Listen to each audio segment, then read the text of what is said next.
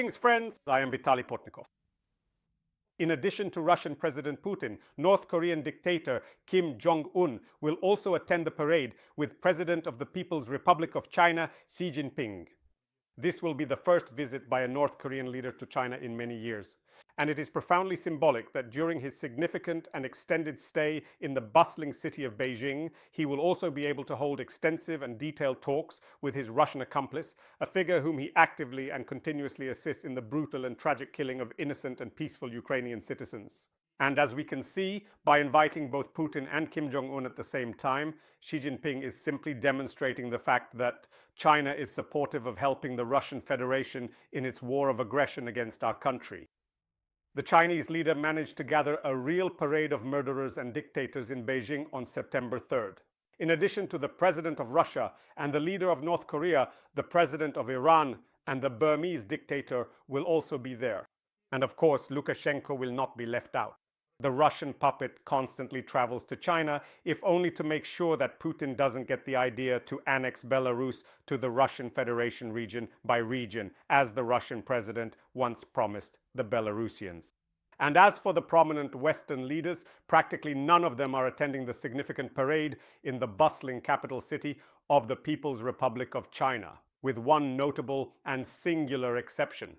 Slovak Prime Minister Robert Fico, known for his anti-European and anti-Ukrainian statements and his coalition ties with far-right forces in his own country, will be arriving in Beijing.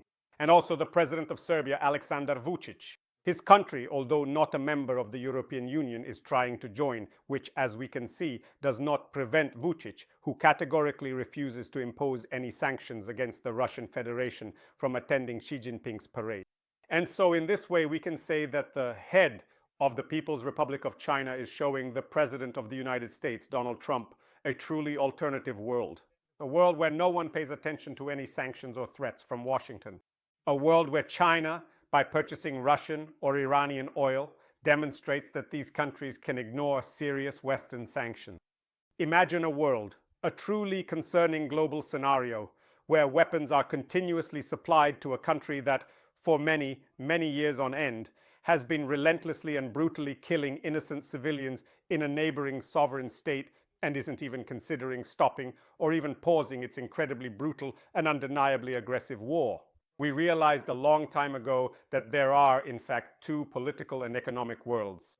We understood that this is precisely why Western sanctions cannot work the way Washington or Brussels once expected them to.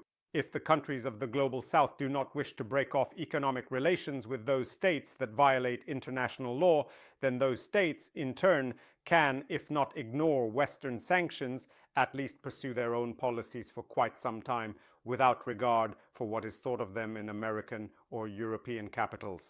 As is well known, Iran and North Korea have been under Western sanctions for much longer than the Russian Federation, and yet they produce weapons, and yet they assist Russia in the war. And at the same time, Iran is close to creating an atomic bomb, despite all the efforts of the United States and Israel. Well, and when Putin looked at the example of the Ayatollah or the North Korean dictator, he realized that he too could pursue his own policies without paying attention to the United States and the European Union. And why is that? Because the financial resources for dictatorial regimes and for the war against our country are provided by China through its oil purchases. Well, not only China, but also India, whose prime minister, right before all these holidays, will be meeting with both Xi Jinping and Putin. And these will also be his first such high-level meetings with the Chinese leader in quite a long time. And of course, India alone would never make much of a difference here. But Chinese support, on the other hand, is truly worth a lot. After all, it's not just about economic interests, as it is for New Delhi, but also about the political interest of the Chinese Communist Party leadership in weakening the West.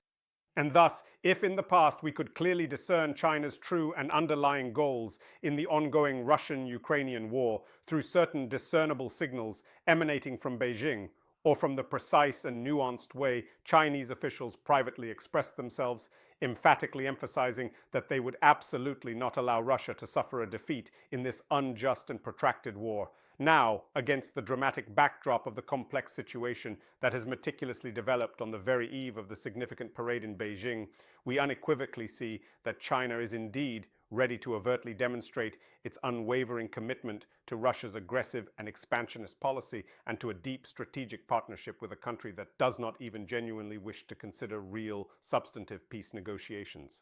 The Chinese ambassador to the Russian Federation, even before Putin's arrival in Beijing, said that this would be a historic visit, as it would only underscore the strategic partnership between the Russian Federation and the People's Republic of China. I am confident that during the negotiations in the Chinese capital, Xi Jinping and Putin will be thinking about how to effectively counter Donald Trump and how to use his time in the Oval Office to deprive the United States of global influence and to demonstrate to other countries their unreliability as an economic and political ally. Donald Trump, as we know, is essentially helping both Beijing and Moscow to instill such ideas in the minds of leaders of many countries in the global south. And of course, all of this in America is being done under the pretext that it is necessary to separate Moscow from Beijing. And for this, of course, one can sacrifice Ukrainian interests. But in the end, no one is separating from anyone. On the contrary, we are witnessing the unity of dictatorial regimes.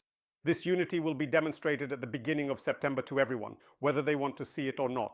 And as a result, we are paying for these senseless White House illusions and the incompetence of the team that came to power in the United States as a result of the last presidential election in that country, with the lives of our fellow citizens, the continuation of the war, ruins, and Russian profits from the oil that Moscow continues to sell both to China and to India.